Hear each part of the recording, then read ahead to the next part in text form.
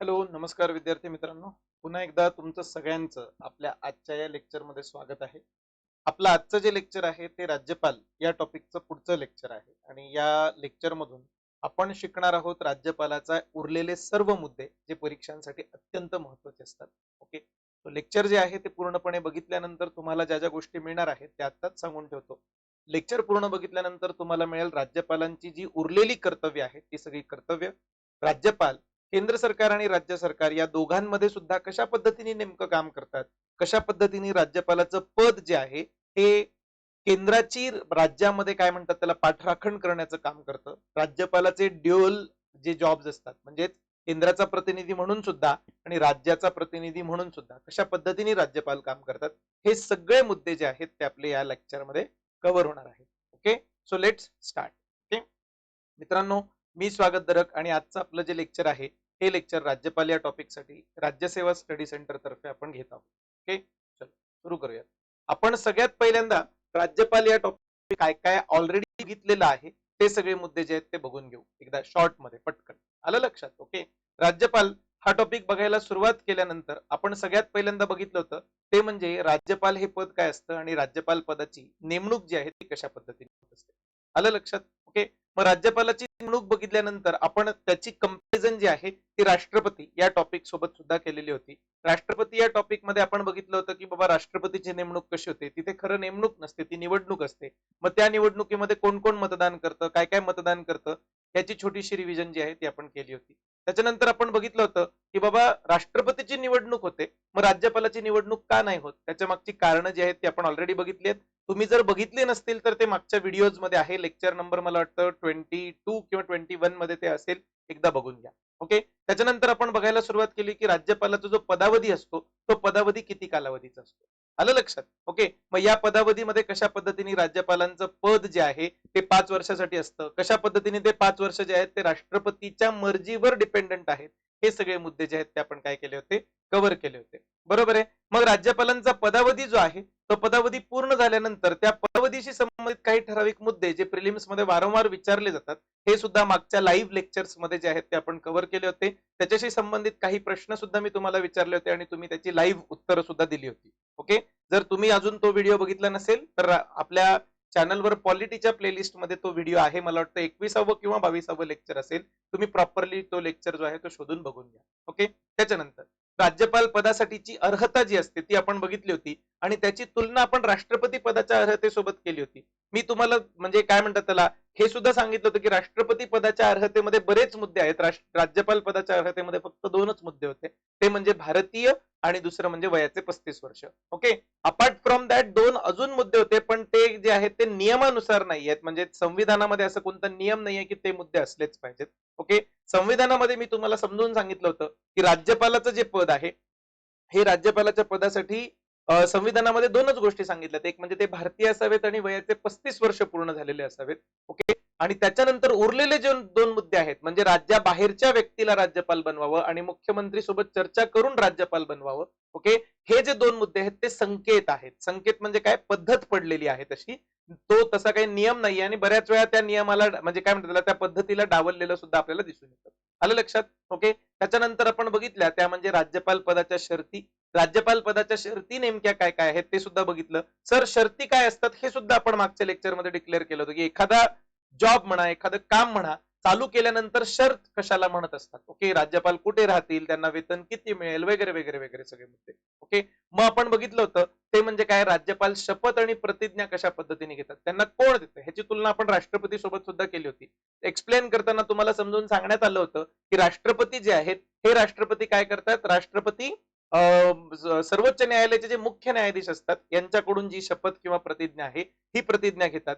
पण राज्यपाल जे आहेत ते राज्यपाल मात्र म्हणजे महाराष्ट्राचे राज्यपाल असतील तर महाराष्ट्रापासून, ज्या राज्याचे राज्यपाल असतील ते त्या राज्याच्या मुख्य न्यायाधीशाच्या हाताने शपथ घेतात.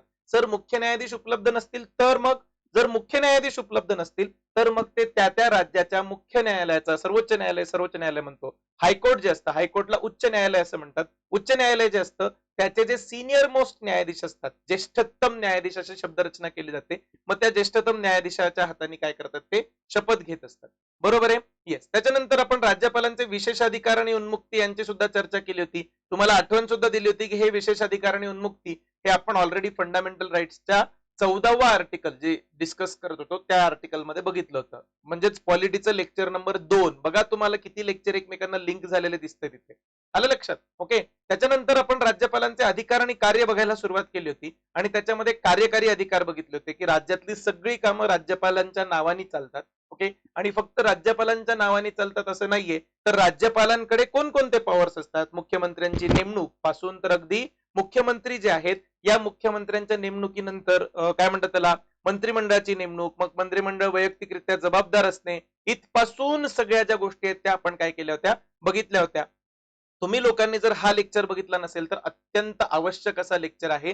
हे लेक्चर जे आहे ते तुम्ही लोकांनी काय केलं पाहिजे, बघितलंच पाहिजे. ह्याच्यावरती वारंवार परीक्षेमध्ये प्रश्न येतात. मला वाटतं हे वाला लेक्चर मागचंच लेक्चर असेल, 22वा किंवा 23वा असेल. आलं लक्षात? ओके. आवर्जून हे लेक्चर बघाच. ओके. नुसतं बघू नका, त्याची वारंवार रिव्हिजन करा. आलं लक्षात? ओके. चालेल. चलो सर, हे जे आहेत कार्यकारी अधिकार बघितल्यानंतर आपण पुढे पण गेलो होतो का? येस. आपण राज्यपालांचे कायदेविषयक अधिकार जे आहेत ते बघायला चालू केले होते. हे अधिकार ह्याच्यामध्ये सुद्धा तुम्हाला राष्ट्रपती सोबत तुलना केली होती की राष्ट्रपती जे असतात ते कसे असतात. राष्ट्रपती हे संसदेचा एक अविभाज्य घटक असतात. म्हणजे sir, Lok Sabha plus Rajya Sabha plus राष्ट्रपती असे तिघं मिळून संसद तयार होत असते. ओके. आणि या संसदेमध्ये हे 2 सभागृह आणि ही एक व्यक्ती अशा दोन्ही गोष्टी समाविष्ट असतात. हे आपण बघितलं होतं. बरोबर आहे. येस सर, कळालं आम्हाला की कायदा बनवणारी संस्था जी आहे ह्याच्यामध्ये राष्ट्रपती अविभाज्य घटक असतात. सिमिलरली राज्यामध्ये सुद्धा कायदा बनवणारी जी संस्था आहे त्याला आपण म्हणूया विधिमंडळ. काही राज्यांमध्ये विधिमंडळ 1 सभागृहाचं असतं, त्याला विधानसभा म्हणतात. काही राज्यांमध्ये विधिमंडळ 2 सभागृहाचं असतात, त्याच्यामध्ये विधानसभा आणि विधान परिषद असते प्लस राज्यपाल. आलं लक्षात? विधिमंडळ प्लस राज्यपाल. ओके. आता महाराष्ट्रामध्ये विधिमंडळ द्विसभागृह आहे का 1 सभागृह आहे, पटकन कमेंट मध्ये तुम्ही सांगून ठेवा मला. ओके. म्हणजे तुम्हाला तुमचा अभ्यास किती आहे, तुमचं करंट अवेअरनेस किती आहे हे आपल्याला लगेच लक्षात येईल. आलं लक्षात? ओके. सर, कळालं आम्हाला की राज्यपाल जे असतात ते तिथल्या तिथल्या विधिमंडळाचे एक अविभाज्य घटक असतात. हा वाला मुद्दा सुद्धा आपण बघितला होता. नुसतं एवढंच नाही तर कायदा बनवण्याच्या प्रक्रियेमध्ये जे जे अधिकार राज्यपालांकडे आहेत ते सर्व अधिकार कायदेविषयक अधिकारामध्ये येतात. ओके. म्हणजेच सभागृहाचं अधिवेशन बोलावणे, सभागृहाचं अधिवेशन स्थगित करणे, सभागृह विसर्जित करणे पासून सगळे अधिकार जे आहेत ते राज्यपालांच्या कायदेविषयक अधिकारामध्ये येतात. आलं लक्षात? ओके. यस सर, इथपर्यंत जे आहे ते तुम्ही आम्हाला काय केलं होतं, एक्सप्लेन केलं होतं. आता आजचं जे लेक्चर आहे ह्याच्या पुढे आपल्याला जायचंय. ओके. आणि ह्याच्या पुढे जाऊन आपल्याला आज शिकायचा प्रयत्न करायचा की राज्यपालांचे अन्य कोणते कोणते अधिकार असतात. आलं लक्षात? सर, राष्ट्रपतींचे अन्य कोणते कोणते कोणते अधिकार असतात ते आम्हाला एकदा आठवण करून देता का? ओके. येस. आता लेक्चर सुरू झालंय, आता मन लावून बघा. ओके. तुमच्या ज्या काही नोट्स तुम्ही काढत असाल त्या नोट्स काढा. ओके. आणि तुमच्या ज्या काही शंका असतील त्या शंका तुम्ही आम्हाला खाली कमेंट मध्ये विचारू शकता. खाली या इथे स्ट्रिप्स येत असतील 2 नावाच्या. ओके. त्याच्यामध्ये व्हॉट्सअपचा जो नंबर आहे राईट नाव येतो आहे बघा या इथे. ओके. 9420064469 या नंबरवरती सुद्धा तुम्ही काय करू शकता, आम्हाला संपर्क करून शंका वगैरे जे आहेत ते विचारू शकता व्हॉट्सअप वरती. ओके. सर, आम्हाला व्हॉट्सअप नाहीये, फेसबुक आहे, फेसबुकची सुद्धा तुम्हाला लिंक दिलेली आहे. फेसबुक नसेल टेलिग्राम असेल, टेलिग्रामची सुद्धा तिथे लिंक दिलेली आहे. ओके. राईट नाव स्क्रीनवरती टेलिग्रामची जी लिंक आहे ती दिसतीये तुम्हाला. आलं लक्षात? ओके. आणि एवढं काहीच नसेल, तुम्ही शंका विसरून जाल असं तुम्हाला वाटत असेल तर लगेच तुम्ही खाली कमेंट वरती लगेच विचारा. तुम्हाला एका दिवसाच्या आत त्या सर्व कमेंट्सचे रिप्लाय येतील. आलं लक्षात? ओके. येस. चालेल. चलो. सो सर, राष्ट्रपतींचे अधिकार तुम्ही आम्हाला आठवण करून देतात. सगळ्यात पहिल्यांदा राष्ट्रपतींचे जे अधिकार आहेत ते आपण बघितले होते. ते म्हणजे कोणते? एक्झिक्युटिव्ह पॉवर्स, म्हणजे त्याला कार्यकारी अधिकार असं म्हणतात. ओके. त्याच्यानंतर लेजिस्लेटिव्ह पॉवर्स, म्हणजे त्याला कायदेकारी अधिकार असं म्हणतात. ओके. त्याच्यानंतर सर एक्झिक्युटिव्ह झालं, लेजिस्लेटिव्ह झालं. फायनान्शियल पॉवर्स त्याला वित्तीय अधिकार असं म्हणतात. ओके. त्याच्यानंतर ज्युडिशियल पॉवर्स त्याला न्यायिक अधिकार असं म्हणतात. ओके. त्याच्यानंतर परराष्ट्र संबंधित पॉवर डिप्लोमॅटिक पॉवर्स, त्याच्यानंतर सैन्याशी संबंधित त्याला डिफेन्स पॉवर्स, आलं लक्षात. ओके, त्याच्यानंतर नुसतं एवढंच नाहीये तर अन्य पण आहेत की राष्ट्रपती जे असतात ह्या राष्ट्रपतींना पार्डनिंग म्हणजे क्षमादानाच्या पॉवर्स असतात. ओके, त्याच्यानंतर अजून एक पॉवर असते त्याला म्हणतात ऑर्डिनन्स मेकिंग पॉवर, आहे की नाही. ओके, सो असे बरेचसे मुद्दे जे आहेत ते राष्ट्रपतींशी संबंधित आपण पॉवर्स ते बघितलेले होते. आलं लक्षात. Okay sir, same to same powers तुम्ही आम्हाला राज्यपालांसाठी शिकवल्यात का हो? बघा, मी कार्यकारी पॉवर्स मागच्या लेक्चर मध्ये शिकवल्यात. ओके, कायदेकारी पॉवर्स ज्या आहेत त्या सुद्धा मागच्या लेक्चर्स मध्ये शिकवल्यात. आता आजच्या लेक्चर मध्ये आपण चालू करणार आहोत या सगळ्या पॉवर्स. आलं लक्षात. ओके, येस, नुसतं एवढंच नाही, मागच्या लेक्चर्स मध्ये मी तुम्हाला एका ठिकाणी शिकवलं सुद्धा होतं. काय शिकवलं होतं की राष्ट्रपती जसे डिफेन्स मध्ये काय असतात त्यांच्याकडे पॉवर्स असतात, तीनही सैन्य दलाचे प्रमुख असतात, तसे राज्यपाल तर कोणत्याच सैन्य दलाचे प्रमुख नसतात. आलं लक्षात. मग राज्यपालांकडे कोणती पॉवर आहे? ओके, मग राज्यपालांकडे एक शिक्षणाशी संबंधित मी काहीतरी पॉवर सांगितली होती. सो मागचं लेक्चर ज्यांनी कोणी बघितलं असेल त्या लोकांनी पटकन खाली कमेंट मध्ये सांगा मला की मागचं लेक्चर जे आहे त्या लेक्चर मध्ये तुम्ही कुठे, म्हणजे ती कोणती पॉवर होती ज्या पॉवर बद्दल आपण चर्चा केली होती. आलं लक्षात. ओके, नाहीतर आजच्या लेक्चर मध्ये पुढे मी तुम्हाला ते सांगणारच आहे. आलं लक्षात. Okay, yes sir. चलो, वित्तीय अधिकार जे आहेत या वित्तीय अधिकारामध्ये बघा, वित्तीय अधिकारातलं सगळ्यात महत्वाचं म्हणजे अर्थ विधेयक, मनी बिल जे असतं, या मनी बिल बद्दलची चर्चा आपण काय केली होती मागच्या लेक्चर मध्ये केली होती. ओके, आणि या मनी बिलशी संबंधित चर्चा करत असताना आपण बघितलं होतं की राज्यपालाच्या पूर्वसंमतीनेच असं मनी बिल जे आहे ते विधिमंडळामध्ये सादर केलं जातं. काय बोलतोय सर? ओके, येस सर, हे राज्यपालाची पूर्वसंमती म्हणजेच चीफ मिनिस्टरला माहिती करून घेणे असं असतं का? येस, मागच्या लेक्चर मध्ये तुम्हाला हे राजकारण सुद्धा सगळं समजून सांगितलेलं आहे. आलं लक्षात. ओके, येस सर, समजलं. राज्यपालांची एक पॉवर लक्षात आली की कोणतंही मनी बिल असेल, कोणतंही मनी बिल, ओके, तर ते काय असतं, मनी बिल जे आहे ते राज्यपालांच्या पूर्वसंमतीशिवाय विधिमंडळामध्ये मांडलं जात नाही. सर मनी बिल काय असतं? ओके, बघा, ही सरकारची जी आहे ती काय तिजोरी आहे. आलं लक्षात. ओके, आणि या तिजोरीमध्ये सरकार जे आहे ते दोन गोष्टींशी संबंधित कायदे बनतात. एक तर या तिजोरीमध्ये पैसा कसा येणार, ओके, आणि दुसरं म्हणजे या तिजोरीमधून पैसा कसा जाणार. ओके, पैसा कसा येणार ह्याचे जे सगळे बिल्स किंवा विधेयक असतात त्या सगळ्या बिल्सला आपण काय म्हणत असतो? Financial bills. आलं लक्षात. ओके, येस, किंवा मराठीमध्ये त्यांना अजून एक म्हणतात वित्तीय विधेयक. आलं लक्षात. ओके, येस सर, आणि ते पैसे जातील कसे ह्याची जी चर्चा असते त्याला इंग्लिशमध्ये म्हणतात मनी बिल किंवा अर्थ विधेयक. आलं लक्षात. ओके सर, तुम्ही आम्हाला एखादं उदाहरण पटकन सांगून टाकता का? येस, समजा सरकारने टॅक्सशी संबंधित एखादं काहीतरी विधेयक मांडलं. टॅक्समुळे काय होत असतं सर? टॅक्समुळे सरकारच्या तिजोरीमध्ये पैसा येत असतो, मग ते वित्त विधेयक मध्ये काउंट होणार. ओके, पण तेच सरकारने एखादी योजना बनवली. काय योजना बनवली सर? कुठली तरी एखादी योजना बनवली ज्यानुसार त्यांना खर्च करावा लागणार आहे. आपण असं म्हणूया की प्रत्येक जिल्ह्याच्या ठिकाणी काय करतायत हे लोक, एक स्टेडियम उभारतायत, स्पोर्ट्स कॉम्प्लेक्स उभारतायत. आलं लक्षात. ओके, मग स्पोर्ट्स कॉम्प्लेक्स उभारण्यासाठी खर्च येणार, काहीतरी येईल, आपण असं गृहीत धरू. राज्य सरकार आहे, राज्य सरकारने काय केलं, सगळ्या जिल्ह्यांसाठी 100-100 कोटी रुपयाची तरतूद केली. आलं लक्षात. एक 4-5 हजार कोटी रुपयाची काय केली त्यांनी? तरतूद केली. आलं लक्षात. ओके, मग 4-5 हजार कोटी रुपयांची तरतूद म्हणजे तिजोरीमधून एवढे पैसे बाहेर जाणार की नाही रे? येस सर, जाणार. मग एवढे पैसे बाहेर जाण्यासाठी जे विधेयक बनवलं जातं, कुठलेही सर, 4-5 हजार कोटी काय, 4-5 रुपये काय, ओके, किती पण रुपये जर सरकारी तिजोरीमधून काढायचे असतील तर कोणतं विधेयक करायला लागतं? अर्थ विधेयक करायला लागतं. आलं लक्षात. ओके, आणि अशा प्रकारचे कोणते पण विधेयक जर विधिमंडळामध्ये मांडायचे असतील त्यासाठी राज्यपालांची काय लागते? पूर्व परवानगी लागते. आलं लक्षात. ओके सर, समजलं आम्हाला. राज्यपालांची जी पूर्व परवानगी आहे या पूर्व परवानगीशी संबंधित जे काय म्हणतात त्याला मुद्दा आम्हाला लक्षात आलाय की राज्यपालांची पूर्वसंमती, पूर्व परवानगी असेल तरच असं अर्थ विधेयक जे आहे ते काय करता येतं? विधिमंडळामध्ये मांडता येत असतं. आलं लक्षात. ओके, येस सर, समजलं आम्हाला. त्याच्यानंतर पुढचा मुद्दा म्हणजे काय की अजून एक गोष्ट आहे ते म्हणजे काय की वार्षिक वित्तीय विवरणपत्रक. हे तांत्रिक नाव आहे. आलं लक्षात. ओके, टेक्निकली त्याला म्हणलं जातं वार्षिक वित्तीय विवरणपत्रक, पण सर आम्हाला ते वाचल्यावर काय कळतच नाहीये. त्याला अर्थसंकल्प म्हणजेच बजेट असं म्हणतात. Okay, yes sir. सो हे बजेट मांडण्याची प्रक्रिया जी आहे ती सुद्धा राज्यपाल काय करतात? घडवून आणतात. राज्यपाल काय करतात? त्या सभागृहामध्ये बजेट मांडण्याची प्रक्रिया जी आहे ती घडवून आणत असतात. म्हणजे काय हो सर? म्हणजे जे आता राज्यपाल तुम्हाला ऑलरेडी बघा सांगतोय. ओके, मुख्यमंत्री असतील. ओके, हे मुख्यमंत्री आहेत. ओके, आणि हे त्यांचं मंत्रिमंडळ. आलं लक्षात. हे वेगवेगळे मंत्री आहेत. ह्याच्यापैकी हे जे व्यक्ती आहे, हे व्यक्ती ह्यांचं नाव आहे फायनान्स मिनिस्टर. लक्षात. ओके, बरं सर समजलं आम्हाला, फायनान्स मिनिस्टर आहेत. ओके, आणि हे जे आहेत ते राज्यपाल आहेत. आलं लक्षात? ओके, प्रत्यक्षामध्ये घडत काय असतं बघा, हे मुख्यमंत्री राज्यपालांना सांगतात की आपण असं असं बजेट मांडणार आहोत.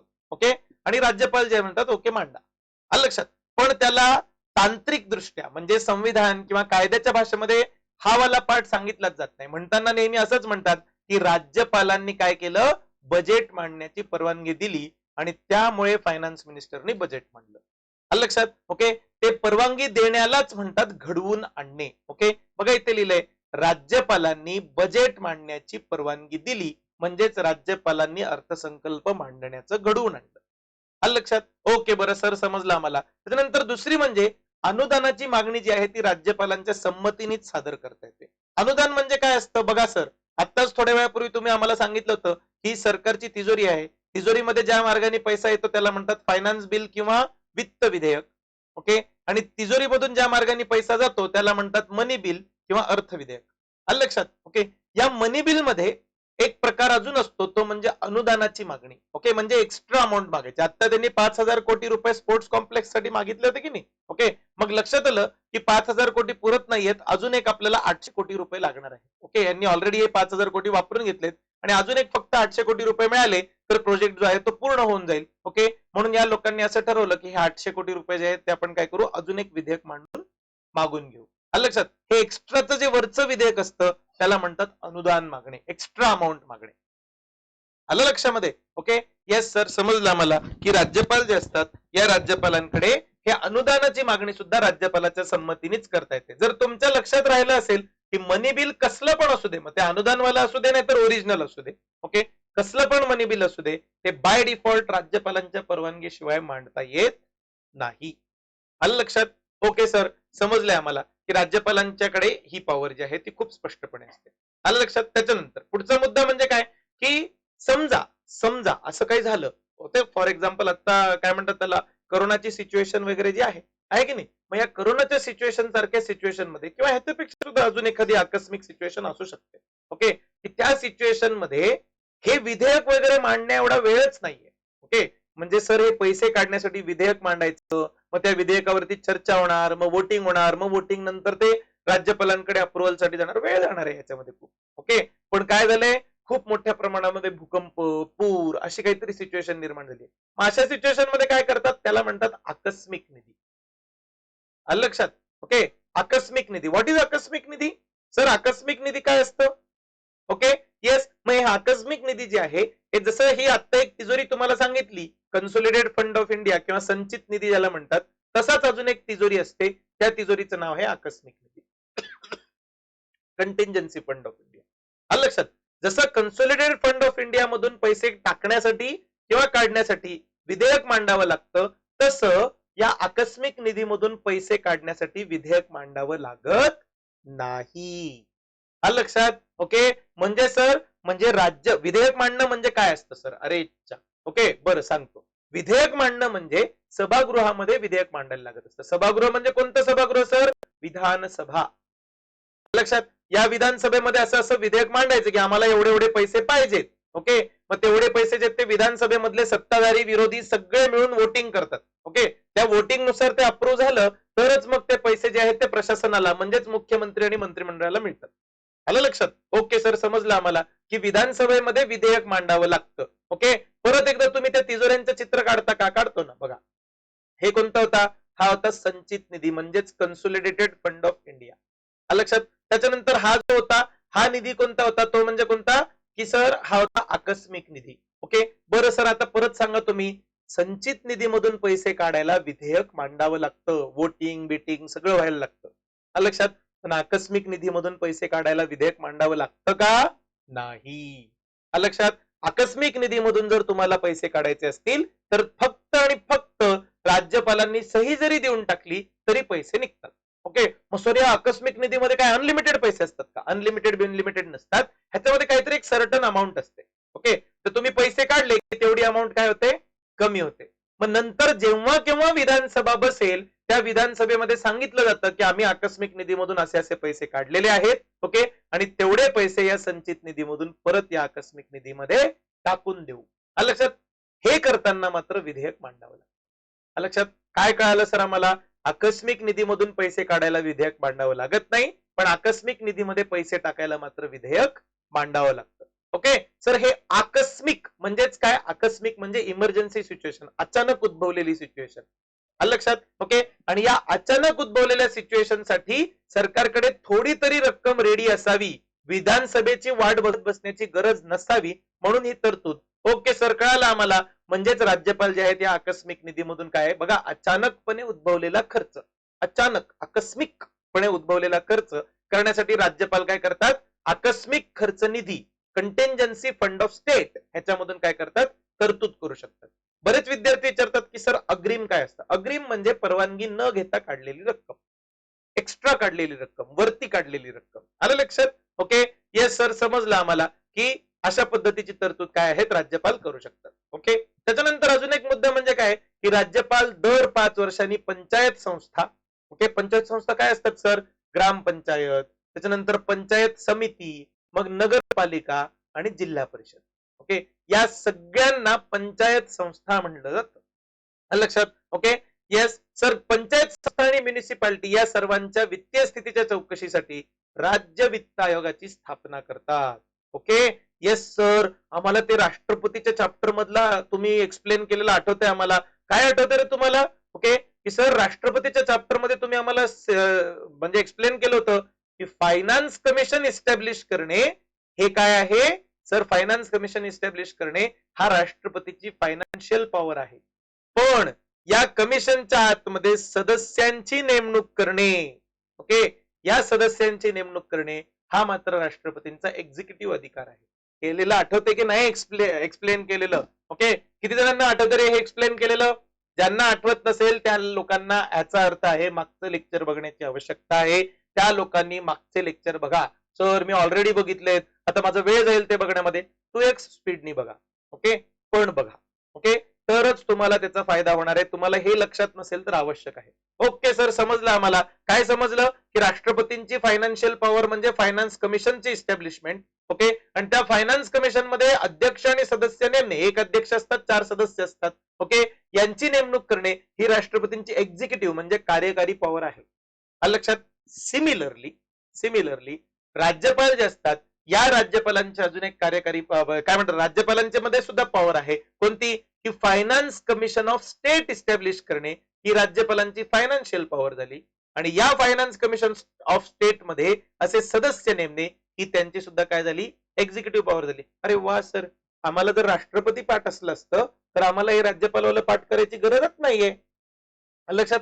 तेच तर मी तुम्हाला सांगत होतो इतका वेळ.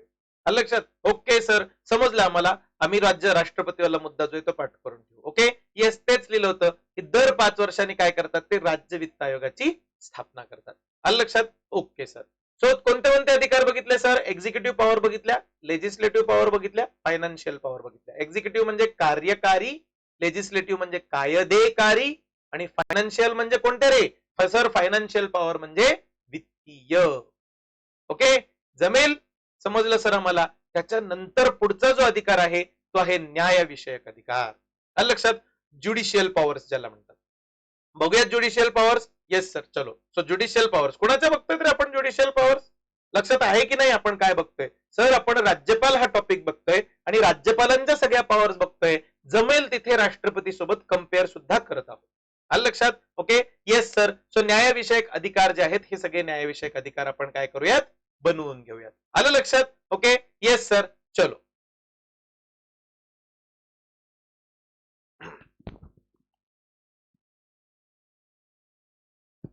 ओके, एक सेकंद थांबा फक्त.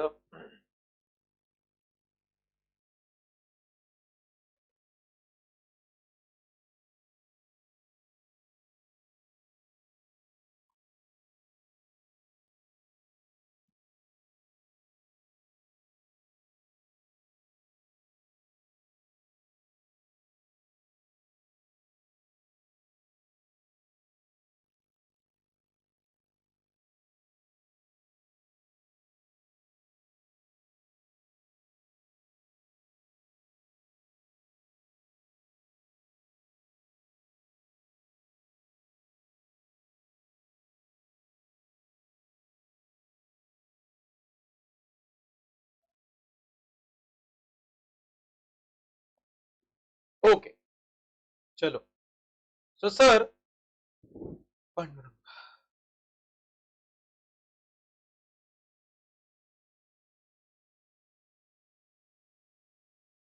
ओके चलो रेकॉर्डिंग स्टार्टेड. ओके सर राष्ट्रपतींचे जे अधिकार होते न्यायविषयक अधिकार, ओके या न्यायविषयक अधिकारांसोबतच आपण राष्ट्रपतींच्या न्यायविषयक अधिकारांसोबतच हे शिकलो होतो की त्यांच्यामध्ये पार्डनिंग पॉवर असते. थोडं राष्ट्रपतींचे न्यायविषयक अधिकार आठवत आहेत का बघूयात बरं. सर राष्ट्रपतींचे न्यायविषयक अधिकारापैकी सगळ्यात प्राईम अधिकार होता तो म्हणजे काय, राष्ट्रपती काय करायचे, सुप्रीम कोर्टचे सरन्यायाधीश आणि अन्य न्यायाधीश यांची सुद्धा नेमणूक करायचे. Okay yes sir.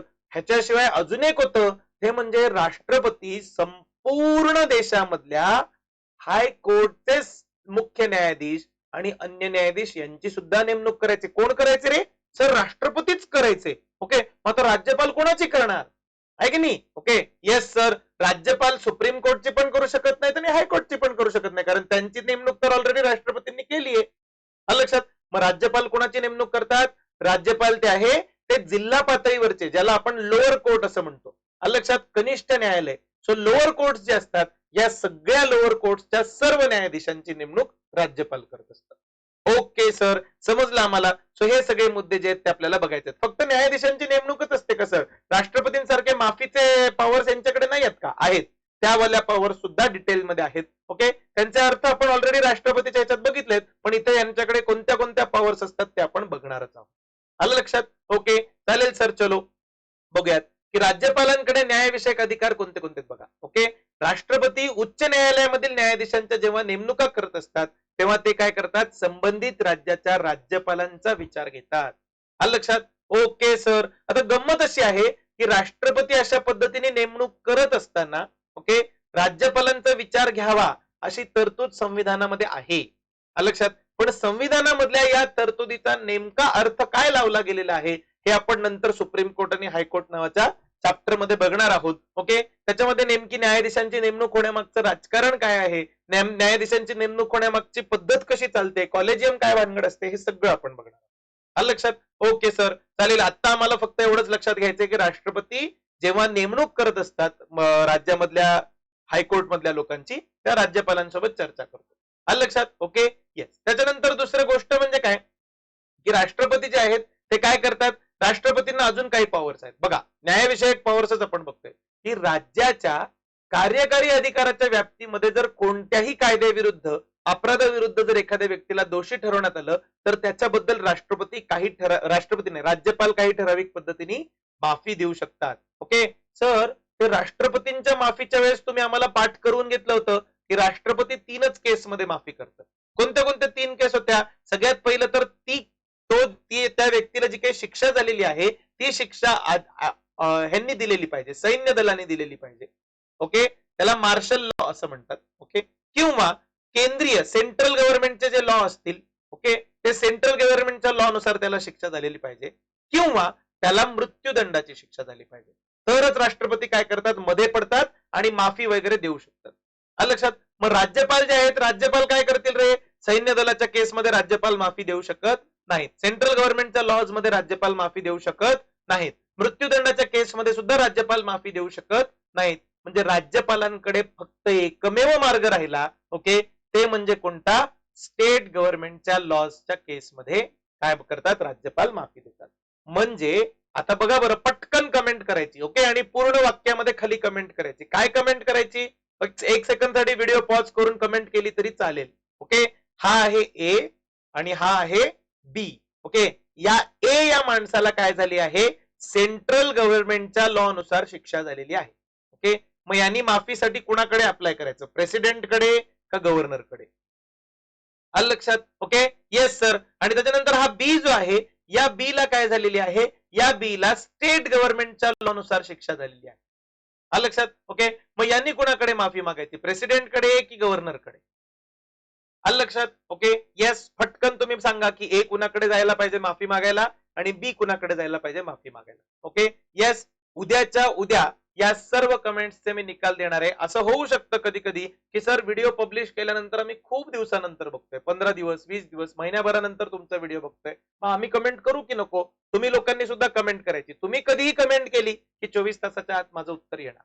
आलं लक्षात? ओके, बरं सर, उत्तर देऊन ठेवतो आम्ही. व्हिडिओ पॉज करा, पटकन उत्तर द्या. ओके, चलो. सो बघूयात. सर राज्यपाल जे आहेत त्यांच्याबद्दल तुम्ही आम्हाला जस्ट सांगितलं की राज्यपाल जे आहेत ते फक्त स्टेट गव्हर्नमेंटच्या लॉज मध्येच माफी देऊ शकतात. हे वाक्य जरा दाखवता का आम्हाला स्क्रीनवरती? ओके, बघा इथे लिहिलंय की राज्याच्या कार्यकारी अधिकाराच्या व्याप्तीमध्ये किंवा राज्यपालाच्या राज्याच्या कोणत्याही कायद्याविरुद्ध, ओके, जर एखाद्याने अपराध केले असेल तर त्या शिक्षेबद्दल ते काय करू शकतात?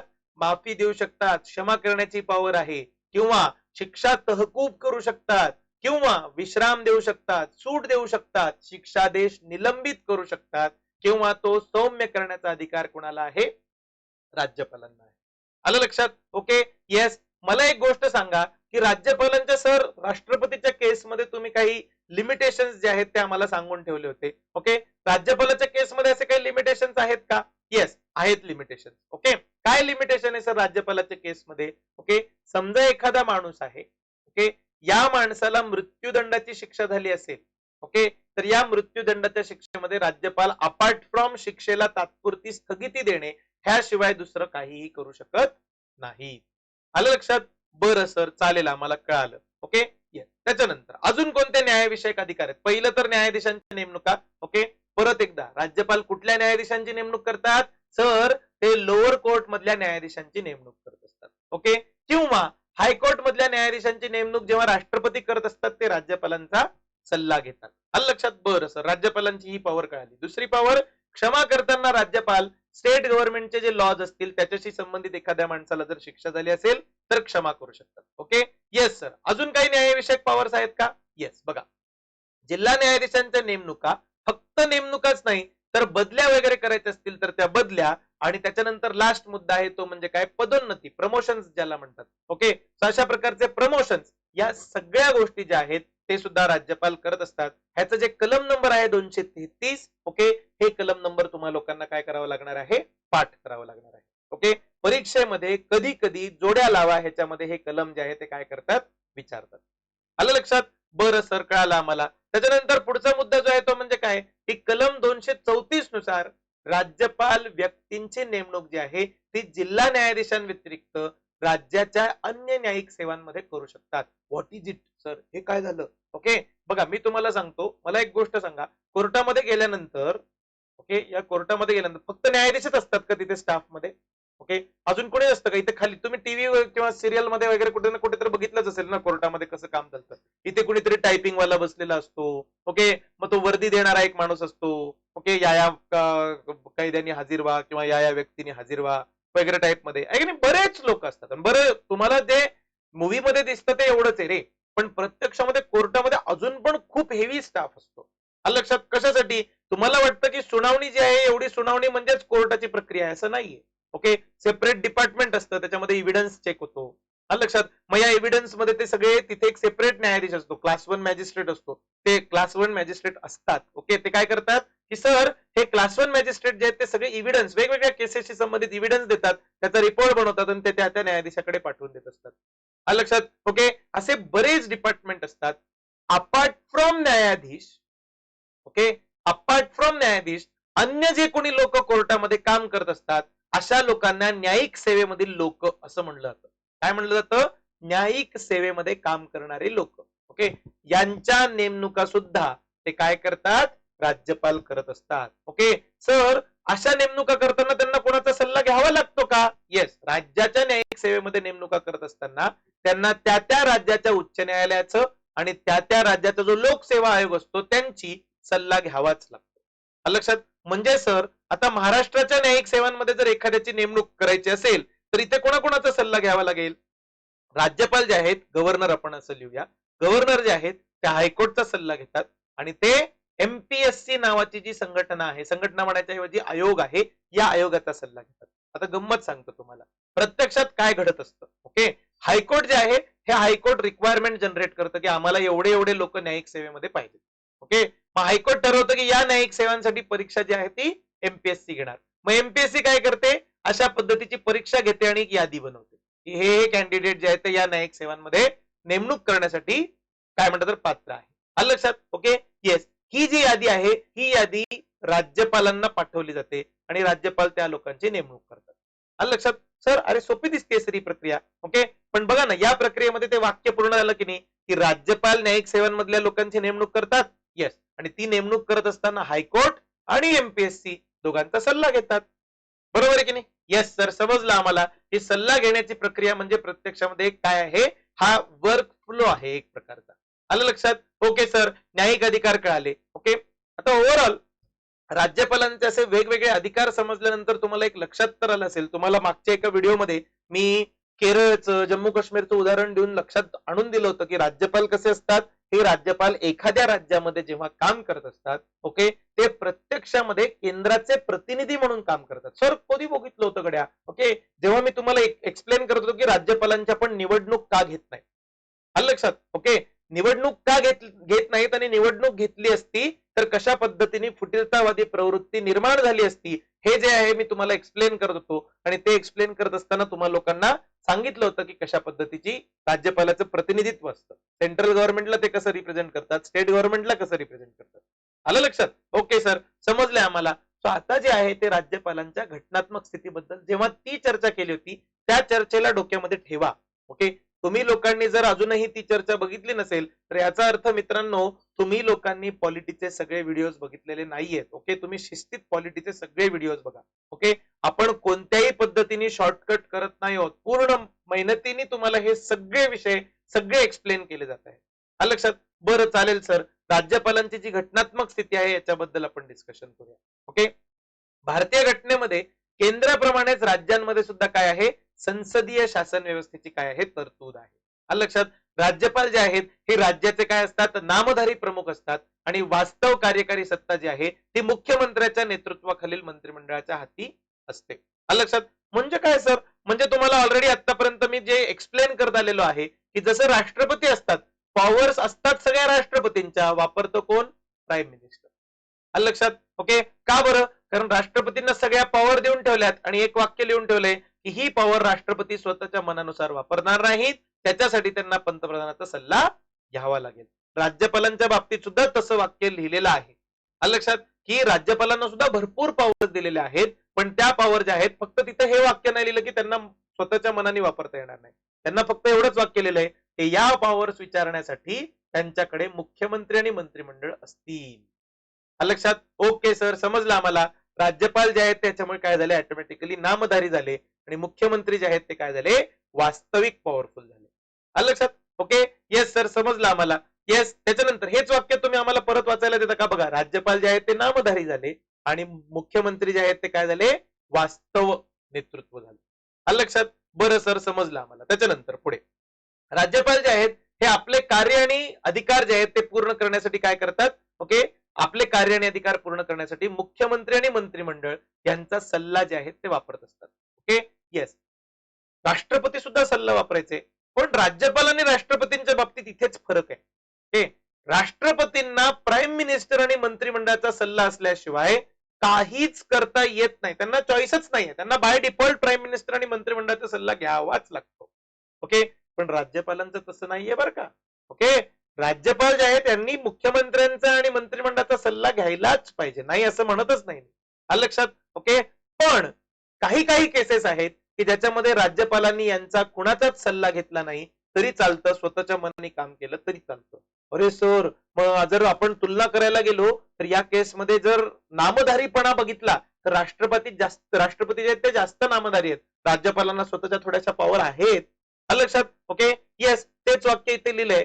बघा काय लिहिलंय की काही ठराविक बाबतीमध्ये राज्यपालांना स्वतःच्या मनाचे अधिकार आहेत, स्वेच्छाधीन अधिकार, स्वतःच्या इच्छेच्या अधीन असलेले अधिकार, स्वेच्छाधीन अधिकार जे आहेत ते आहेत. ओके, आणि नुसतं एवढंच नाहीये, जेव्हा त्यांना मंत्रिमंडळाच्या सल्ल्यानुसार, म्हणजे स्वेच्छाधीन अधिकार म्हणजे काय की त्यांना मंत्रिमंडळाचा सल्ला वापरावा लागत नाही. आलं लक्षात?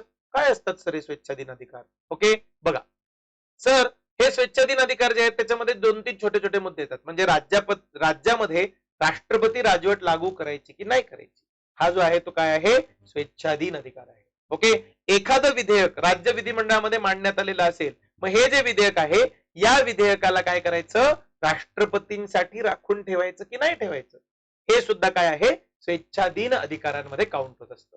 आलं लक्षात? ओके सर, कळालं आम्हाला. राज्यपालांची जी घटनात्मक स्थिती आहे त्याच्यासाठी स्पेसिफिकली तुम्हाला 3 कलम महत्वाचे आहेत. ही तिन्ही कलम, नंबर आणि त्याच्यामधली तरतूद, या तिन्ही गोष्टी तुम्हाला काय पाहिजेत, पाठ पाहिजेत. कलम नंबर 154 ह्याच्यामध्ये त्यांनी सांगितलंय की राज्याचे सर्व कार्यकारी अधिकार राज्यपालांच्या हातात असतात. ओके, ते राज्यपालांचे हे जे कार्यकारी अधिकार आहेत ते स्वतः प्रत्यक्षपणे वापरू शकतात किंवा त्यांच्या हाताखाली जे अधिकारी असतात त्यांच्या मार्फत ते पॉवर्स वापरू शकतात. ओके सर, सोपी तरतूद आहे, पाठ पण होईल, त्याच्यामध्ये काही कॉम्प्लेक्स पण नाही की त्यांच्या हातामध्ये पॉवर आहे, स्वतः वापरू शकतात किंवा अधिकाऱ्यांना वापरायला लावू शकतात. ओके, मग त्याच्यानंतर पुढचं कलम आहे कलम नंबर 163, पाठ करायला सांगितले, विसरू नका.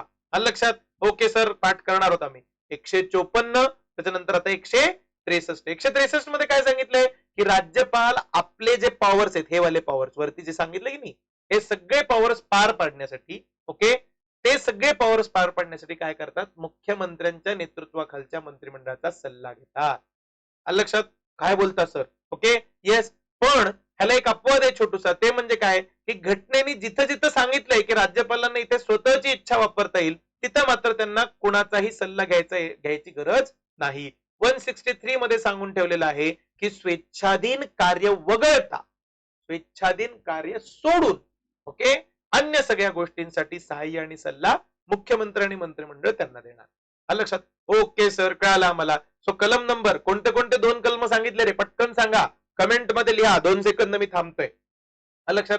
सर तुम्ही आम्हाला 3 कलम पाठ करायला सांगितली, त्याच्या तरतुदी सुद्धा पाठ करायला सांगितल्या. ओके, पहिलं कलम किती नंबर होता रे, 154, बरोबर आहे. 154 मध्ये काय होतं की राज्यपालांना पॉवर्स आहेत, त्या पॉवर स्वतः वापरू शकतात किंवा अधिकाऱ्यांच्या मार्फत वापरू शकतात. अरे वा सर, छान लक्षात राहिलं. दुसरं कलम कोणतं होतं, दुसरं कलम होतं सर 163, आणि 163 मध्ये काय काय सांगितलं होतं, 163 मध्ये सांगितलं होतं की मुख्यमंत्री आणि मंत्रिमंडळ सल्ला द्यायला असणार, फक्त एकच परिस्थिती अशी आहे की त्याच्यामध्ये मुख्यमंत्री मंत्रिमंडळाचा सल्ला घेतला नाही तरी चालतो, ती म्हणजे काय, स्वेच्छाधीन कार्य, स्वतःच्या इच्छेच्या अधीन असलेली कार्य.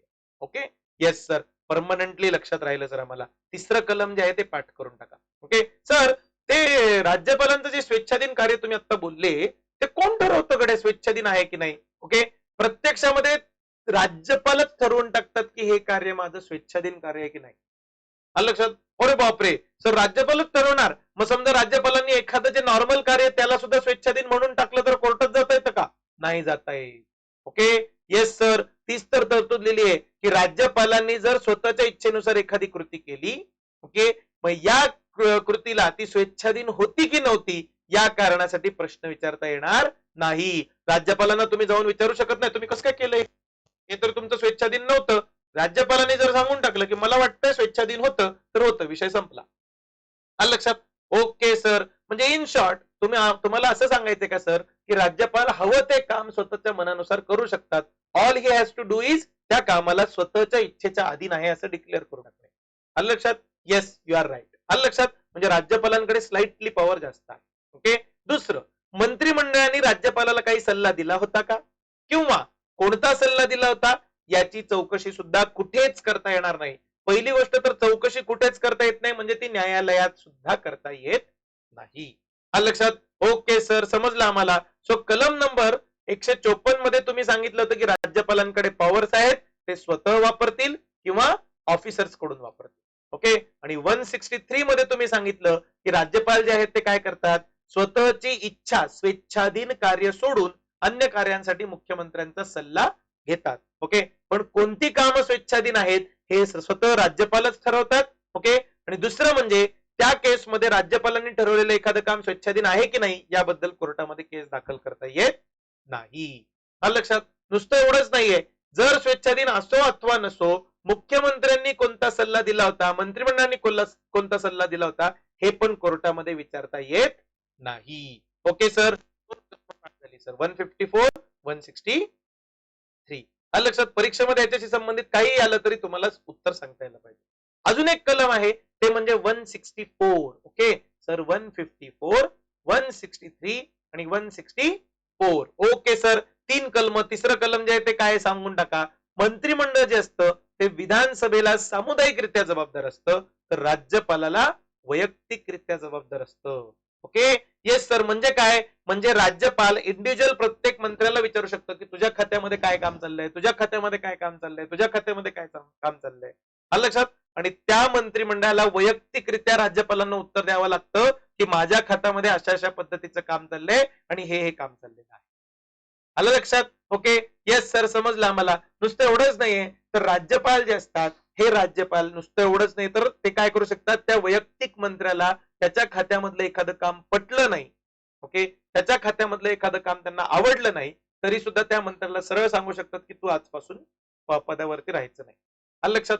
ओके सर, वैयक्तिक जबाबदारी म्हणजे काय ते आम्हाला कळालं.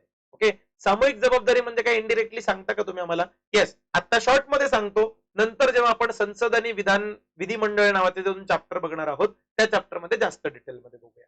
आलं लक्षात? ओके सर, हे संसद किंवा विधिमंडळ जे आहे, या संसद किंवा विधिमंडळामध्ये बऱ्याच वेळा आम्हाला ही सामुदायिक जबाबदारी काय असते हे कळतं. आलं लक्षात? Okay, yes. मग ह्याच्यामध्ये काय असतं माहितीये का, जेव्हा सभागृहामध्ये एखाद्या मंत्र्याला प्रश्न विचारले जातात, ओके, तेव्हा तो प्रश्न त्या एकट्या मंत्र्याला नसतो. आलं लक्षात? तो संपूर्ण मंत्रिमंडळाला असतो. आलं लक्षात? ओके, त्या मंत्रिमंडळापैकी एका जरी मंत्र्याने चूक केली तरी ती सगळ्या मंत्र्यांची चूक गृहीत धरली जाते. आलं लक्षात? त्याच्यामुळे सभागृह कधीच एकट्या मंत्र्याला प्रश्न विचारू शकत नाहीत. सभागृह म्हणजेच विधानसभेची आपण चर्चा करतोय. विधानसभा, विधान परिषद, कारण राज्यात होत ना आपण, आहे की नाही? मग विधानसभा, विधान परिषद जी आहे ती काय करते, विधानसभा, विधान परिषद ही नेहमी विचारताना संपूर्ण मंत्रिमंडळालाच प्रश्न विचारते की तुमचे असे निर्णय झाले ते, तुमचे तसे निर्णय झाले ते, याचा अर्थ काय, त्याचा अर्थ काय, वगैरे वगैरे वगैरे. आलं लक्षामध्ये? ओके सर, समजलं आम्हाला. त्याच्यानंतर नुसतं एवढंच नाहीये, तर वैयक्तिक मंत्री जे आहेत ते राज्यपालाला काय असतात, जबाबदार असतात. Okay, yes. त्याच्यानंतर पुढे राज्यपालाची घटनात्मक स्थिती जी आहे ती राष्ट्रपतींच्या स्थितीपेक्षा 2 केसमध्ये भिन्न आहे. ओके, राष्ट्रपतींनी राज्यपालाची स्वतःची तुलना, दिस इज व्हेरी इम्पॉर्टंट. 5 स्टार. तुम्हाला सगळ्यांना माहिती ऑलरेडी मी पुढे काय शिकवणार आहे, त्याच्यामधले कन्सेप्ट तुमच्या ऑलरेडी क्लिअर आहे, फक्त ते शब्दांमध्ये वाचून घ्या. ओके, काय आहे सर, संविधानामध्ये, घटनेमध्ये म्हणजे संविधानामध्ये राज्यपालाला जर गरज असेल तर तो स्वतःच्या इच्छेनुसार काम करू शकतो अशी तरतूद आहे. आलं लक्षात? ओके, येस सर, समजलं आम्हाला. पण पण पण इथे एक छोटासा मुद्दा समजून घ्या. सर, स्वतःच्या इच्छेनुसार काम करणं म्हणजे काय, त्याच्या मनाला जे योग्य वाटेल त्याला म्हणतात स्वविवेक. ओके, त्याच्या मनाला जे योग्य वाटेल त्या पद्धतीने काम करण्याची तरतूद आहे. कोण? राज्यपाल. पण राष्ट्रपती मात्र कोणत्याच केसमध्ये, चोर एकदम गंभीर परिस्थिती, आणीबाणी वगैरे टाईपची, तरी सुद्धा राष्ट्रपती स्वतःच्या इच्छेनुसार काम करू शकत नाही. ओके, राष्ट्रपतींना नेहमी पंतप्रधान आणि मंत्रिमंडळाच्या सल्ल्यानुसारच काम करावं लागतं. काय बोलतोय सर? समजा सर असं झालं की राष्ट्रपती जे आहेत हे लोकसभा विसर्जित केली आहे आणि लोकसभा विसर्जित केल्यानंतर नवीन लोकसभा येईपर्यंत आता सभागृहच अस्तित्वात नाही, मग पंतप्रधान आणि मंत्रिमंडळ तेव्हा तात्पुरते हंगामी पंतप्रधान नेमले जातात. लक्षात ठेवा. आणि या हंगामी पंतप्रधानाच्या सल्ल्यानुसार राष्ट्रपतींना काम करायला लागतं. ओके सर, आम्हाला फुल अँड फायनल कळालेलंच आहे की राष्ट्रपतींना नेहमी पंतप्रधान आणि मंत्रिमंडळ लागणारच आहे. त्यांना स्वतःच्या मनानुसार काम करण्याची परवानगी नाही. पण राज्यपालाला मात्र गरज पडली तर स्वतःच्या मनानुसार काय करता येते, काम करता येते. आलं लक्षात? Okay sir. त्याच्यानंतर अजून एक मुद्दा म्हणजे काय की 42वी घटना दुरुस्ती जी झाली, त्या 42व्या घटना दुरुस्तीमध्ये अजून एक गोष्ट सांगण्यात आली, ते म्हणजे काय की मंत्र्यांचा सल्ला जो आहे तो राष्ट्रपतींवरती बंधनकारक आहे. म्हणजे जर प्रधानमंत्री आणि मंत्रिमंडळाने सांगितलं राष्ट्रपतींना, केंद्र सरकारबद्दल बोलतोय आपण, ओके सर, प्रधानमंत्री आणि मंत्रिमंडळाने राष्ट्रपतींना सांगून टाकलं की असं असं करायचं, ओके, तर त्यांना करावंच लागतं. जर त्यांनी सांगून टाकलं असं असं करायचं नाही, तर त्यांना ते नाहीच करावं लागत. पण राज्यपालाच्या बाबतीत मात्र असं नाहीये. राज्यपालांना जर मंत्रिमंडळाने सल्ला दिला की असं असं करा आणि राज्यपालांना वाटलं की नाही नाही नाही आपल्याला हे करावंच लागणार आहे किंवा नाहीच करायला पाहिजे, ओके, राज्यपाल स्वतःच्या मनानुसार काम करू शकतात. ओके, 42व्या घटना दुरुस्तीने फक्त आणि फक्त राष्ट्रपतींवरच बंधन टाकलेलं आहे, राज्यपालांवर बंधन टाकलेलं नाही. आलं लक्षात? ओके, बऱ्याच वेळा तुमच्याकडे तुमच्यासोबत आसपास बरेच विद्यार्थी असतील जे युपीएससी ची पण तयारी करतात. ओके, मग त्या युपीएससीच्या तयारी करणाऱ्या मुलांमध्ये PSIR, political science and international relations नावाचा एक ऑप्शनल असतो. ओके, तर या ऑप्शनलचे जे मुलं आहेत त्यांची खरं GS2 ची उत्तरं वाचण्यासारखी असतात. Okay, GS2 general स्टडीजचं. ओके, मग एका अशा उत्तरामध्ये मी एकदा बघितलेलं, एका मुलाने असं लिहिलं, 42व्या घटना दुरुस्तीनुसार राष्ट्रपतींवरची बंधनं वाढवण्यात आली, राज्यपालांवरची बंधनं मात्र वाढली नाहीत. ओके, बराच वेळा असा प्रश्न पडला होता की अरे हे वाक्य जे आहे ते काय लिहिलंय यांनी, जबरदस्त वाक्य आहे. आलं लक्षात? आता तुम्हाला त्याचा अर्थ स्वतःला सुद्धा कळाला. येस सर, 42व्या घटना दुरुस्तीनुसार राष्ट्रपतींवर केंद्रीय मंत्र्यांचा सल्ला बंधनकारक आहे, पण राज्याचे जे मंत्री असतात त्यांचा सल्ला राज्यपालांवर मात्र बंधनकारक नाही. राज्यपाल अजूनही तो सल्ला टाळू शकतात. करा म्हणलं तर नाही करायचं हे ठरवू शकतात, किंवा नको करू म्हणलं तरी करायचं असं ठरवू शकतात. ओके सर, समजलं आम्हाला. ओके, त्याच्यानंतर राज्यपालांचे जे घटनात्मक स्वेच्छाधीन अधिकार आहेत, संविधानातच कोणते कोणते अधिकार सांगून ठेवलेत की हे राज्यपालच ठरवतील, ह्याच्यासाठी मंत्रिमंडळाला विचारायची गरज नाही. ओके, येस, संविधानातच सांगून ठेवलेलं आहे की कुठे कुठे राज्यपाल डिस्क्रिशन करू शकतात. लक्षात? सर कोणते कोणते अधिकार आहेत सांगून ठेवा बरं, आम्हाला पाठ करा. 5 स्टार पण नाही, 100 स्टार वाक्य. लक्षात? प्रिलिम्स मध्ये, मेन्स मध्ये, एमपीएससीच्या प्रिलिम्स मध्ये, एमपीएससीच्या मेन्स मध्ये, पीएसआयच्या मेन्स मध्ये विचारलं जाऊ शकतं. ओके, येस सर, काय आहे याच्यामध्ये सांगा बरं आम्हाला, की राज्यपाल जे असतात त्यांच्या घटनात्मक स्वेच्छाधीन अधिकारामध्ये जे आहेत ते कोणत्या कोणत्या गोष्टी आहेत. ओके, बघा, एक पहिली गोष्ट म्हणजे काय, की एखादं विधेयक राष्ट्रपतींसाठी राखून ठेवायचंय की नाही. ओके सर, राज्यपाल जे आहेत ते राज्यपाल नेमकं काय करतात तो राज्यपाल, बघा राष्ट्रपतींच्या केसमध्ये मी तुम्हाला सांगितलं होतं की एखादं जर विधेयक आलं, ओके, तर या विधेयकाबद्दल राष्ट्रपती 3 गोष्टी करू शकतात. एकतर त्या विधेयकाला संमती देणे, ओके, किंवा संमती राखून ठेवणे, ओके, किंवा तिसरी गोष्ट करू शकतो ते म्हणजे काय, पुनर्विचारार्थ पाठवणे. लक्षात? पण राज्यपालांच्या बाबतीमध्ये मात्र 4 पॉवर असतात. त्यांच्याकडे जर एखादं विधेयक आलं तर ते संमती देऊ शकतात, सर डिक्टो राष्ट्रपती. येस. दुसरं, ते काय करू शकतात, संमती राखून ठेवू शकतात, सर डिक्टो राष्ट्रपती. येस. त्याच्यानंतर ते काय करू शकतात, संमतीसाठी पुनर्विचारार्थ पाठवू शकतात, सर हे पण डिक्टो राष्ट्रपती. येस. पण चौथा मुद्दा जो आहे तो म्हणजे काय, ते एखादं विधेयक राष्ट्रपतींसाठी राखून ठेवू शकतात. ओके, अच्छा सर, ह्याच्यामध्ये राज्याचं विधेयक असून सुद्धा तो विधेयक कुणाकडे पाठवला जाऊ शकतो, राष्ट्रपतींकडे पाठवला जाऊ शकतो. आलं लक्षात? ओके, मग कोणतं विधेयक जे आहे ते राष्ट्रपतींसाठी राखून ठेवायचं हे राज्यपाल स्वतः ठरवतात. समजलं? येस सर, समजलं आम्हाला. हा काय आहे, राज्यपालांचा स्वेच्छाधिकार आहे. एखादं विधेयक राष्ट्रपतींच्या विचारार्थ राखून ठेवणे हा राज्यपालांचा स्वेच्छाधिकार आहे, हे संविधानामध्ये स्पष्ट लिहून ठेवलेलं आहे. आलं लक्षात? ओके, त्याच्यानंतर दुसरा मुद्दा काय, दुसऱ्या मुद्द्यामध्ये त्यांनी सांगितलंय की राज्याच्या प्रशासकीय किंवा कायदेविषयक माहिती संबंधित म्हणजे बाबींसंबंधित माहिती राज्यपाल काय करू शकतात, मुख्यमंत्र्यांकडून मागवून घेऊ शकतात. ओके, मग कोणती माहिती मुख्यमंत्र्यांकडून मागायची आणि कोणती नाही मागायची हे जे आहे हा राज्यपालांचा काय आहे, स्वेच्छाधिकार आहे. मागच्या लेक्चरमध्ये मी तुम्हाला ऑलरेडी एक्सप्लेन केलंय की अशी माहिती मागवून ते कुणाकडे पाठवतात, एक्सप्लेन केलेलं आहे बघा एकदा मागच्या व्हिडिओमध्ये. Okay, yes sir. नुसतं एवढं नाहीये, तर आता काही राज्य आहेत, ओके, आसाम, मेघालय, त्रिपुरा असे काही राज्य आहेत. ओके, या राज्यांमध्ये खूप मोठ्या प्रमाणामध्ये खाणकाम चालतं. आलं लक्षात? आणि हे जे खाणकाम आहे या खाणकामामुळे मोठ्या प्रमाणामध्ये रॉयल्टी म्हणजे रक्कम, ओके, एक प्रकारची रक्कम असते. ही रॉयल्टी जी आहे ती काय होत असते, सरकारला प्राप्त होत असते. आलं लक्षात? मग अशी जी रॉयल्टी असते, बघा या इथे लिहिलंय, अशी जी रॉयल्टी आहे या रॉयल्टी मधली काही रक्कम स्वायत्त आदिवासी जिल्हा परिषद, autonomous tribal district council, okay, यांना जी आहे ती द्यावी लागते. ओके, मग ही जी रक्कम आहे ती किती रक्कम द्यायची, कशी द्यायची हे राज्यपाल जे आहे ते काय करतात, स्वतःच्या मनाने ठरवतात. त्याच्यासाठी मुख्यमंत्री किंवा मंत्रिमंडळाचा सल्ला घेत नाहीत, घ्यायला पण नाही पाहिजे. आलं लक्षात? ओके सर, या हिस्स्याच्या रकमेसंबंधित काहीही तंटा जर उद्भवला तर त्याचा निर्णय स्वेच्छेने करण्याचा अधिकार कोणाला आहे, राज्यपालांना आहे. राज्यपालाचा निर्णय जो असतो तो अंतिम असतो, त्याच्याबद्दल कुठेच अप्लाय करता येत नाही. आलं लक्षात?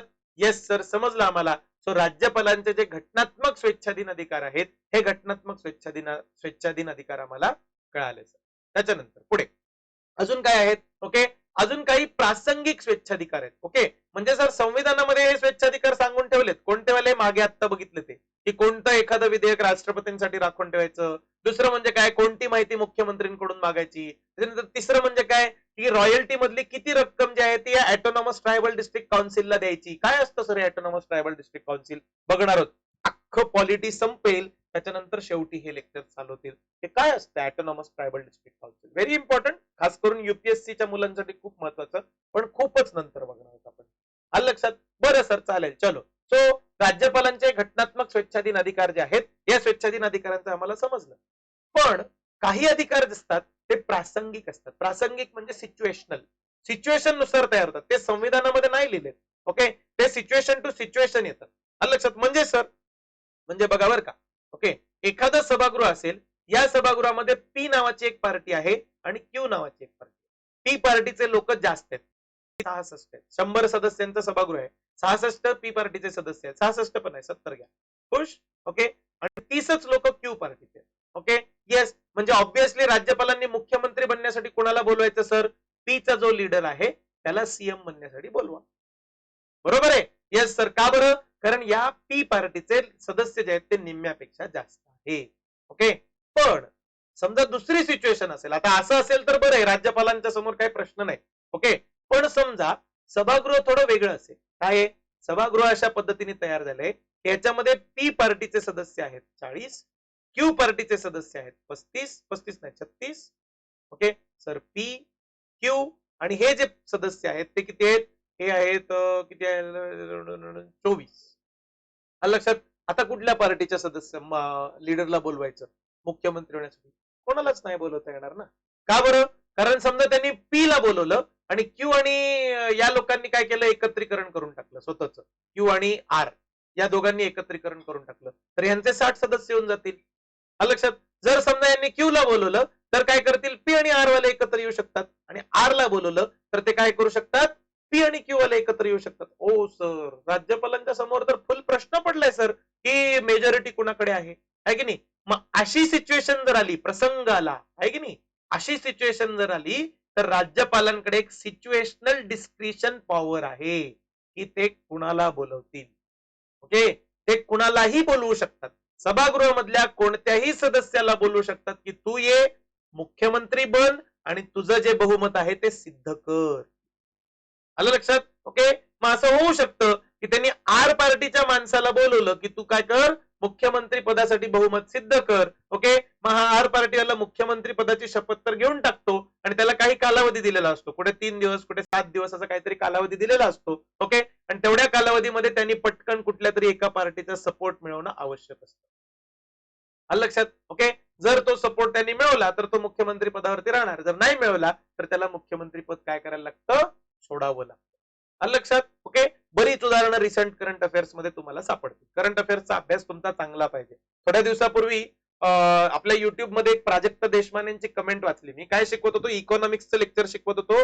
त्याच्यामध्ये एनएसओ सीएसओ यांच्या एनएसएसओ आणि सीएसओ यांच्याबद्दल लिहिलं होतं, आणि त्यांनी डिसेंबर मधल्या एका करंट अफेअर्सचा दाखला दिला की सर एनएसएसओ आणि सीएसओ एकत्र झालेत आणि आता एनएसओ स्थापन झालेला आहे. ओके, खूप सुंदर कमेंट आहे. म्हणजे ते युट्यूब वरती तशी सोय नाहीये की त्या कमेंटला असं रेटिंग द्यायचं 5 स्टार, नाहीतर त्या कमेंटला 5 स्टार रेटिंग दिली असतील.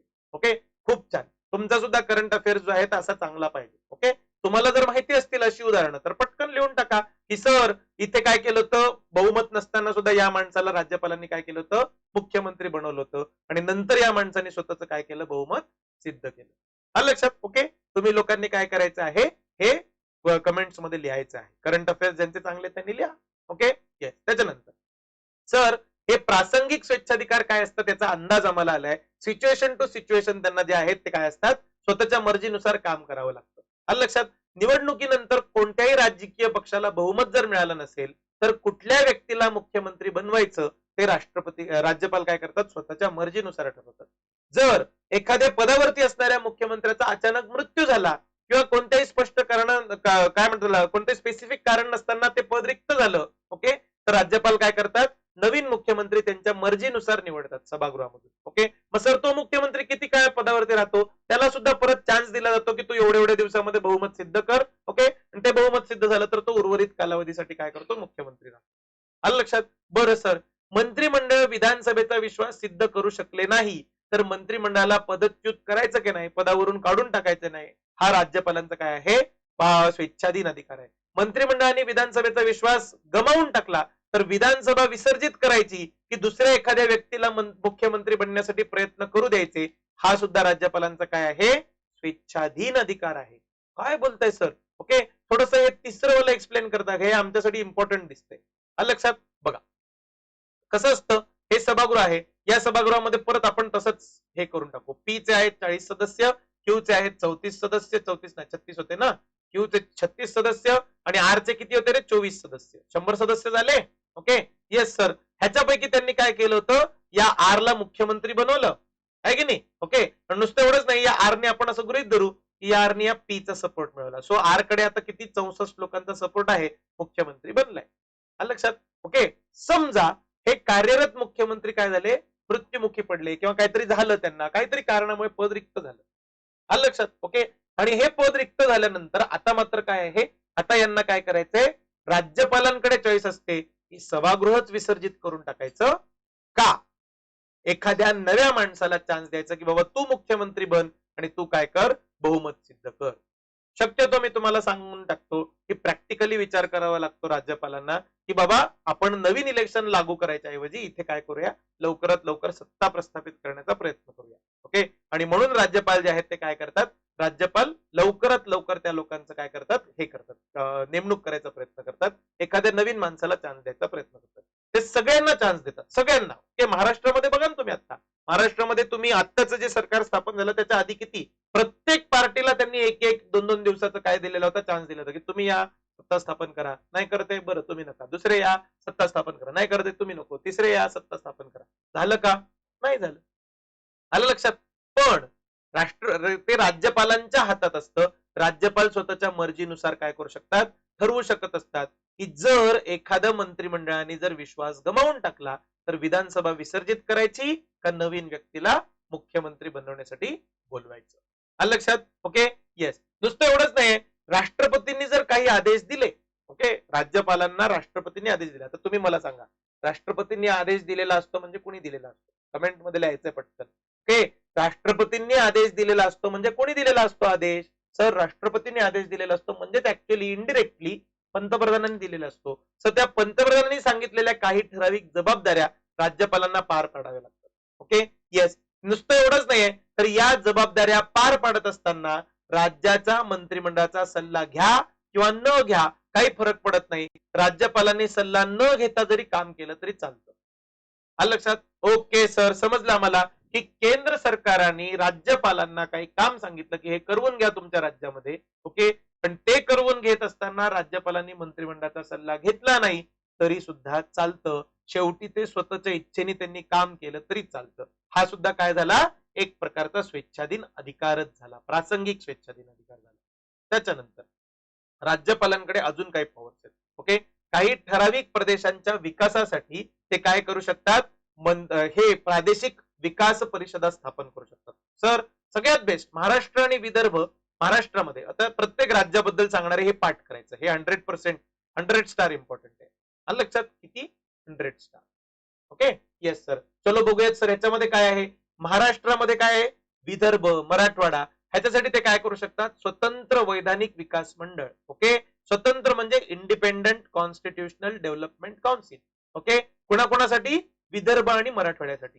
तर गंमत कशी आहे, काही काही विद्यार्थ्यांना इंग्लिश मध्ये अभ्यास करताना इतकं हे होऊन जातं, सर विदर्भाला इंग्लिश मध्ये काय म्हणतात, अरे विदर्भाला इंग्लिश मध्ये विदर्भच म्हणतात. मराठवाड्याला इंग्लिश मध्ये काय म्हणतात, मराठवाड्याला इंग्लिश मध्ये मराठवाडाच म्हणतात. ओके, येस सर, चालेल सर, आम्हाला लक्षात राहील आता की विदर्भ अँड मराठवाडा रिजन, या रिजन साठी तुम्हाला काय करायचं आहे, राज्यपाल जे आहेत हे नेमावे लागतात. राज्यपाल काय करू शकतात, विकास मंडळाची स्थापना करू शकतात.